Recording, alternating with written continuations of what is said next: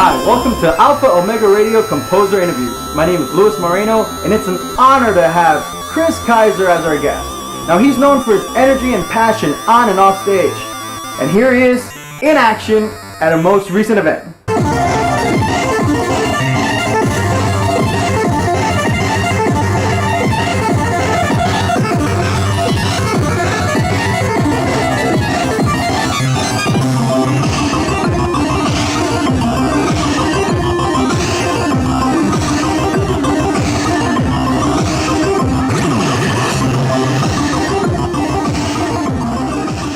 That new track that you performed recently at Control Flow, it's Nitro, right? It's tentatively titled Nitro. I needed every song I listen to has a working title for me, and I go back and change it eventually. But the reason I titled it that is that it's a brand new song, totally new, and I was working on my own cartridge, and the cartridge crashed, the data got corrupted, and I was like really upset because I really liked the song I had so far. Oh, but there's a guy who goes by the name Nitro2K01 on the forums, and he's the guy that if something goes wrong, you send your save file to him.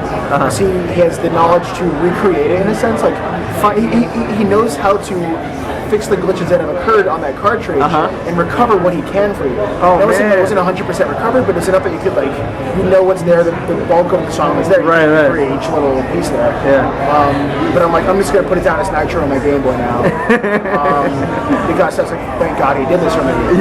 And working titles tend to stick around, and that's what I called it. That's what it is right now. That's what it is right now. Yeah, and that song was a lot of fun.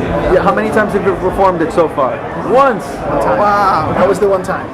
One of your trademarks is definitely your energy on stage. What do you owe that to? What do you think?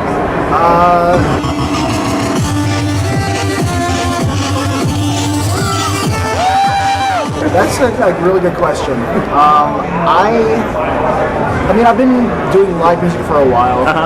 And I recognize that there's a difference between seeing a band live and hearing them on a record. And when you play a live show, you have to make that very clear. You have to be like, this is why you paid to see me, as opposed to sitting at home and listening to it. Something else has to happen. Besides, if I stood there and did nothing, and you heard the same thing you heard on the record, you'd be like, well, that was okay. All right, like I'm not impressed. Well, why not? Why not have something you take away, some sort of moment you take away from the show? So I've always loved bands that had a crazy stage presence, bouncing off the wall, tons of energy, like leave the stage dripping with sweat. And I guess I wanted to recreate that in an electronic setting, like just go nuts, hype people up, have fun with it. And I feel like that is one of the things that kind of, I'd like to think has set me apart. And got me to where I am, is that people want to see that happen, as opposed to like, oh, I can go home and listen to it. Well, besides the point that I haven't released half of that crap. It's the only way they can listen to it. But you had an experience. I've always believed that.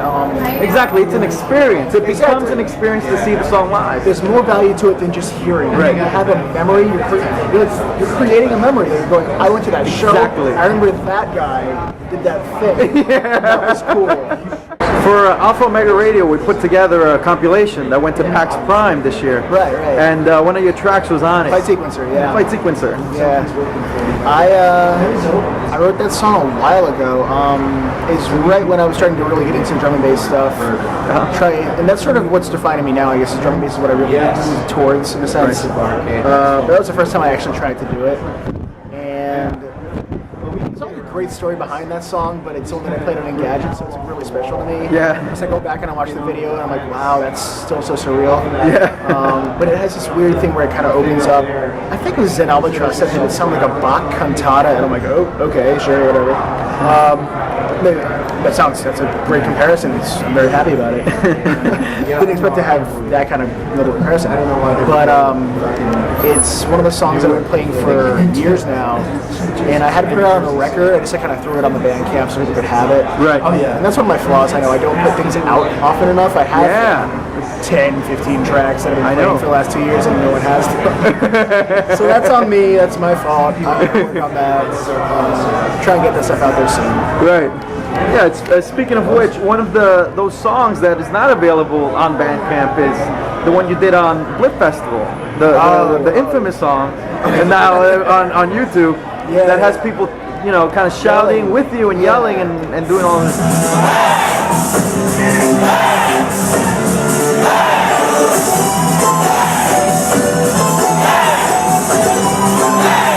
What is the name of that song? That song is called Batsley Labs. It was a working title because I started working. You know Batsley Adams? He's one of the visualists who did this year's Blip. And he's been. Okay. I think he might have done Australia. I think he's doing Japan this year.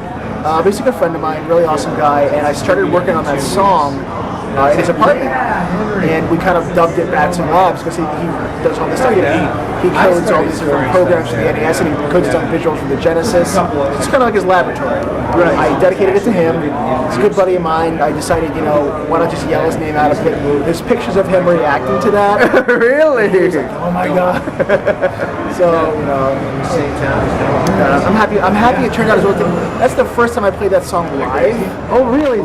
And I was just like, I couldn't believe people reacted that. Yeah, that's right. When you're writing it, are you even thinking that that's going to happen? I mean, it's like it's perfectly sequenced at the end. It's like the perfect moment, and just kind of everybody connected with each other. Yeah, I didn't see that coming. I mean, I have songs that have certain parts that I think people will dance more to, but nobody ever is like, this is the part where they're all going to yell. Yeah, they're going to yell. They get really excited. But they did. Everything just came together. The people, your energy on stage, and the lighting, everything. It was. I still watch that video. It's you posted it, right? Yeah. I still watch that. I'm like, I can't believe that happened. It was so cool. Yeah. So, yeah, one of the highlights of that show for me, for sure. Definitely. You did. You posted 2 covers. Tell us about why did you end up choosing those covers and what it means to you. Okay. So the first one was Acid Jazz Evening by Tempest. It's a track that had a lot of controversy around it. It was a track that was originally sampled, basically ripped off by Timbaland. It's a whole controversy about that song. Really? Yeah, he actually turned it into a Nelly Furtado song, which was the producer on that record. Whoa. He basically took the entire backing track of the song and made it into like a pop hit.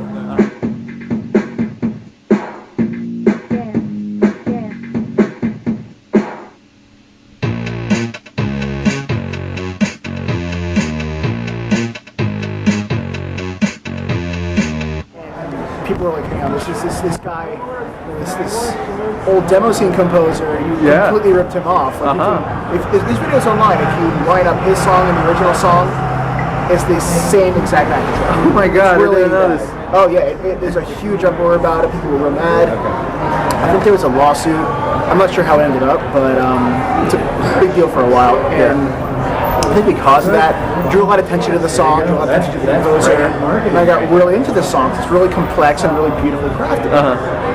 So I decided, you know what, why don't I just sit down and like try and recreate this? So I did, and it's not perfect, but it's getting there. It's a really, really complex song. And then the other one was the Bitchifter cover, which was Uncertainty Principle. Right. And that was off of his first record, which is kind of hard to find. There's no like physical copies you can buy anymore. No. So you kind of have to really dig online to find even MP3s of it. And that was the one that really stuck out to me as. I also like the bridge between his first record and what he's doing now. Yeah. And it sort of was more influential on me because I look up to the guy. I really do. As like an artist, as a musician, as a composer. And that was the one song that I really loved about that album. And apparently, I think the case was that the card that he had that song on crashed completely, and he lost it. So he doesn't have a copy of this song anymore. And I was opening up for him at 8 Static in Philly. I'm like, let's surprise Josh. Let's play his own song too. Which he doesn't even have anymore. So I worked diligently, tried to get it to sound like as close as I could to the original. And it went over well. So I was really happy with that one. I figured, why not give it out? Oh, that's a cool story to that track. Yeah, it was a fun time. It was a fun track to try and recreate. Because, trying to rewrite stuff that people have already done, that people you look up to. It's sort of like a challenge. Yeah. Try and do it justice and not fuck it up.